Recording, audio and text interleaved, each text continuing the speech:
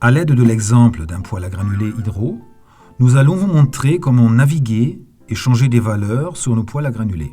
Avant que le poêle soit allumé, il doit être correctement connecté. Premier réglage. Tous nos poêles à granulés ont un panneau de commande similaire. En maintenant appuyé le bouton On/Off, l'appareil va démarrer.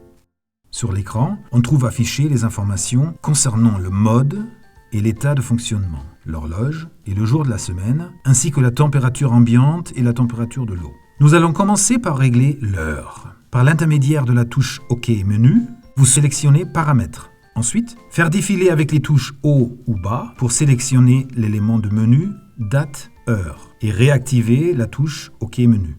En utilisant les touches haut et bas, vous pouvez régler la date et l'heure correcte et pour valider, appuyez sur OK. L'écran affiche maintenant le bon jour et la bonne heure. En appuyant brièvement sur le bouton On/Off, vous pourrez parcourir les différents modes de fonctionnement. Le pictogramme soleil indique que l'appareil fonctionne en continu. Le but est d'atteindre puis de maintenir la température de consigne. La demi-lune indique que l'appareil fonctionne en continu à la température réduite. Le pictogramme escalier est créé uniquement à des fins de test. L'appareil peut chauffer en 10 différents niveaux de puissance. En appuyant sur le bouton On/Off avec des pauses plus longues, vous pouvez seulement basculer entre les modes de fonctionnement jour, nuit ou niveau de puissance. Réglage température. Sous Paramètres température, vous trouverez toutes sortes de réglages de température possibles que vous pouvez personnaliser. En manipulant le sous-menu température jour, vous pouvez définir votre température ambiante souhaitée pendant la journée, par exemple 22 degrés. La température réduite, c'est-à-dire la température ambiante souhaitée la nuit, est réglée à 17 degrés. Le niveau de puissance présélectionné doit être 10. Important, le niveau de puissance est créé uniquement à des fins de test. Un fonctionnement en continu de l'appareil avec une très faible puissance conduit à un encrassement excessif. Puisque nous avons un poêle à granulés hydro, nous pouvons également régler la température de la chaudière. Dans le cas présent, nous souhaitons chauffer l'eau de ballon tampon à 70 degrés. À ce niveau de menu, nous pouvons régler également la valeur de température de la chaudière en dessous de laquelle l'appareil doit redémarrer, à savoir 10 degrés. Dans le cas présent, nous souhaitons chauffer l'eau de ballon tampon à 70 degrés. Nous pouvons aussi régler la température en dessous de laquelle l'appareil doit redémarrer, à savoir 10 degrés. Non signifie que le poêle ne mesure que la température de l'eau et, dans notre cas, la maintient entre 60 et 70 degrés.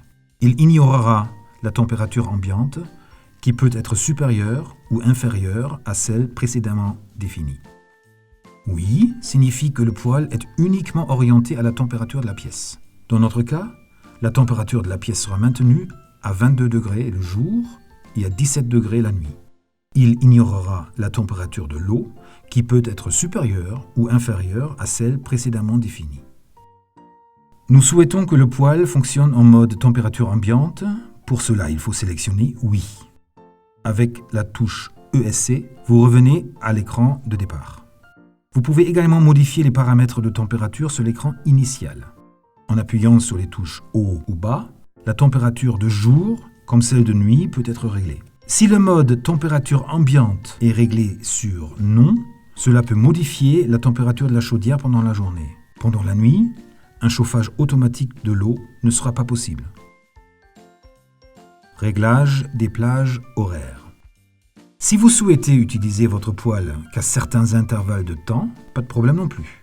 Utilisez le bouton On/Off pour basculer entre les différents modes de fonctionnement et choisissez le programme souhaité. Enclenchement jour ou enclenchement nuit. Sous Paramètres, vous trouverez le sous-menu Plage horaire. Ici, des jours individuels ou des périodes entières peuvent être définis. Nous souhaitons chauffer du lundi au vendredi. Nous avons donc le choix entre 3 blocs de temps différents. Notre poêle à granulés doit chauffer la pièce de 6 à 9 heures, puis de 16 à 23 heures à la température consigne. Les samedis et dimanches, chauffer de 6 à 23 heures, tout en maintenant la température souhaitée. Si les plages horaires sélectionnées se chevauchent, un seul horaire de chauffe sera pris en compte. Pour cette raison, nous désactivons tous les autres temps de commutation. Avec la touche ESC, vous revenez à l'écran de départ. Notre poêle à granulés chauffe maintenant la pièce pendant les plages horaires sélectionnées à une température de consigne de 22 degrés. En dehors des plages horaires enregistrées, l'appareil passe automatiquement au mode de température réduite et il ne chauffe que jusqu'à 17 degrés. Attention, supposons que nous mettons l'état de sous-menu température ambiante sur non. Le poêle amènera l'eau à la température de consigne souhaitée. Cela peut rendre la pièce plus chaude ou plus froide par rapport à la température de consigne prédéfinie. Champ d'état de fonctionnement.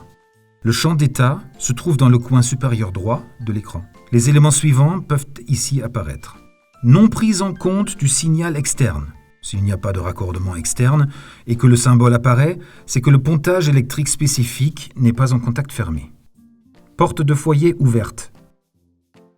Température est atteinte ou trop haute. L'appareil est en mode refroidissement.